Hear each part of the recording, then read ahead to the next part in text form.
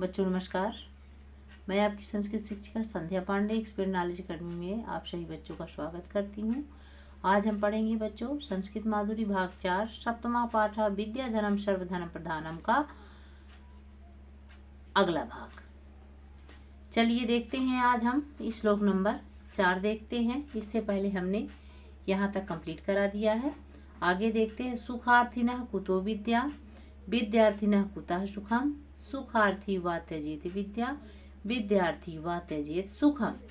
सुखार्थिना का अर्थ होता है सुख चाहने वाला, विद्यार्थिना का अर्थ होता है बच्चों विद्या चाहने वाला, कुतः का अर्थ होता है कहाँ से, वा यानी होता है अथवा, त्यजेत यानी होता है छोड़ दे। बाकी सारी चीजें सेम सेम है, देख सकते हैं। सुखार्थी यानी सुखार्थी ना हो या फिर सुखार्थी, दोनों का अर्थ क्या होता है सुख चाहने वाला। और विद्यार्थिना जो है, जो विद्यार्थिना है तो ये विद्या चाहने वाला हो गया, और इसका क्या है विद्यार्थी, ये भी उसका अर्थ भी वही होता है ना, विद्या को चाहने वाला। तो चलिए, सुखार्थिना कुतो विद्या, सुख चाहने वाले को विद्या कहाँ से, सुख चाहने वाले को विद्या कहाँ से प्राप्त होगी, है ना। विद्यार्थिना कुतः सुखम, विद्या और विद्या चाहने वाले को सुख कहाँ से मिलेगा।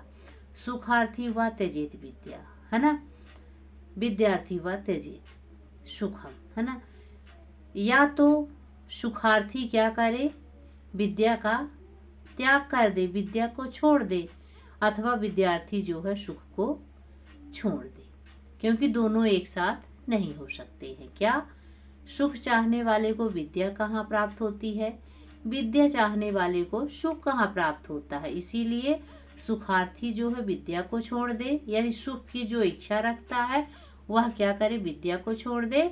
और विद्यार्थी जो है वो क्या करे, जो विद्या को चाहता है ना, तो विद्या को चाहने वाला क्या कर दे, सुख को छोड़ दे।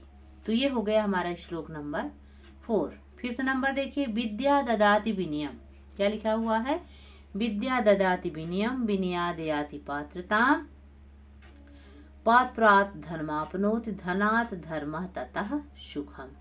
विद्या ददाति विनयम, विनयम यानी विनम्रता, विद्या देती है विनम्रता, अर्थात विद्या विनम्रता देती है। विनयात याति पात्रता, विनम्रता से आती है, क्या आती है, पात्रता आती है, यानी योग्यता। विनम्रता से ही व्यक्ति योग्य होता है।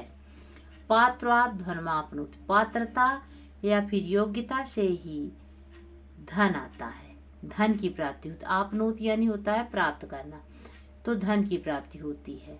धनात् धर्मम तथा सुखम, धन से धर्म की प्राप्ति होती है। और तथा यानी होता है उसके बाद, उसके बाद सुख की प्राप्ति होती है। ठीक है। विद्या क्या देती है, विद्या विनय देती, विनम्रता देती है। विनम्रता से मनुष्य में योग्यता आती है, योग्यता से मनुष्य धन को प्राप्त करता है, धन से व्यक्ति धर्म को प्राप्त करता है, और धर्म से ही उसे सुख की प्राप्ति होती है। आगे देखिए। काक चेष्टा, बक ध्यानम, श्वान निद्रा तथैव च अल्पाहारी गृह त्यागी, विद्यार्थी पंच लक्षणम।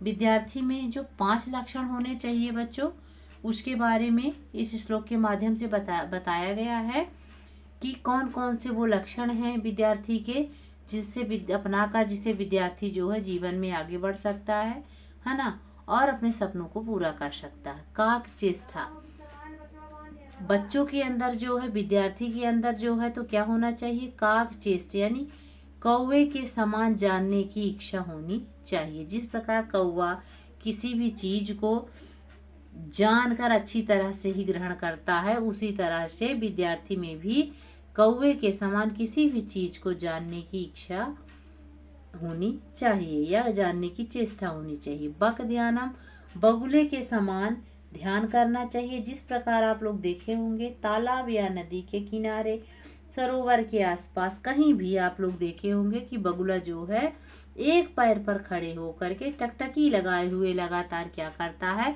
अपने शिकार को ध्यान में रखकर जो है एकाग्रचित होकर अपना शिकार देखता है। तो उसी तरह से हम भी जब पढ़ाई करें, हमें भी जब पढ़ाई करनी हो, तो हम एकाग्रचित होकर के पढ़े, हमारा मन इधर उधर नहीं भटकना चाहिए। तो कौवे के समान जानने की चेष्टा वाला, बगुले के समान ध्यान वाला, कुत्ते के समान सोने वाला। तथैव च वह, च यानी और उसी प्रकार कुत्ते के समान सोने वाला। अल्पाहारी का अर्थ होता है सिर्फ आवश्यकता के अनुसार ही भोजन करने वाला, जितनी आवश्यकता हुई, ये नहीं कि जबरन, है ना, ठूस ठूस के अच्छा इंसान खा ले, पेट भर ले अच्छा, तो फिर पढ़ने की इच्छा कहाँ होती है। तो सिर्फ विद्यार्थी जीवन में, स्टूडेंट लाइफ में जो है, तो हमें आवश्यकता के अनुसार जितना काम चल जाए जितने में उतना ही भोजन करना चाहिए। तो अल्पाहारी होना चाहिए। गृह त्यागी, गृह त्यागी का मतलब ये नहीं कि हम घर परिवार छोड़ दें।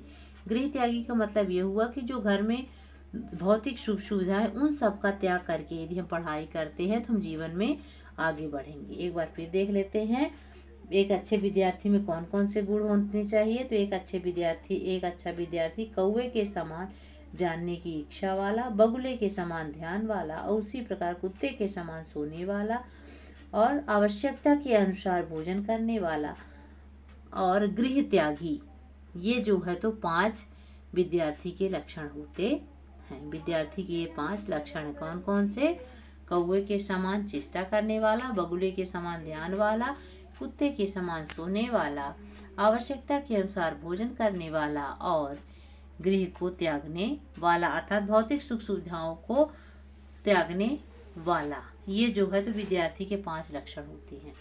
आगे देखिए आखिरी श्लोक है जो स्मृत्वाम सरस्वतीम देवीम नत्वा गुरु पद अम्बुजम स्थित्वा चैक एकाग्रचित्तेन विद्यारंभम सदा कुरु। ये बता रहा है कि जब हम पढ़ाई स्टार्ट करें तो हमें क्या करना चाहिए। तो सबसे पहले हमें देवी माँ को स्मरण करना चाहिए। देवी सरस्वती देवी स्मृत, तो सरस्वती देवी को स्मरण करके नत्वा गुरुपद अम्बुजम, मतलब गुरु के चरणों में क्या करके, कमल समान चरणों में झुक करके, स्थित्वा चा एकाग्रनी, मतलब कि एकाग्रचित से, और एकाग्रचित से रहकर विद्या आरंभ करनी चाहिए। सदैव विद्या आरंभ करनी चाहिए। क्या क्या करके?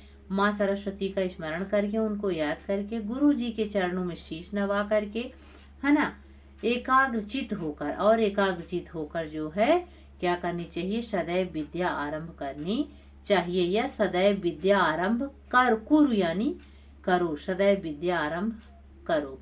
तो बच्चों ये था हमारा संस्कृत माधुरी भाग 4 सप्तमा पाठ का दूसरा भाग। नेक्स्ट वीडियो में बच्चों हम इसका क्वेश्चन आंसर कंप्लीट करेंगे। तब तक आप इसे अच्छे से ध्यान से पढ़ें समझें। इससे संबंधित यदि आपको कोई भी जानकारी चाहिए, कोई भी डाउट हो, तो आप हमसे ज़रूर संपर्क करें। धन्यवाद।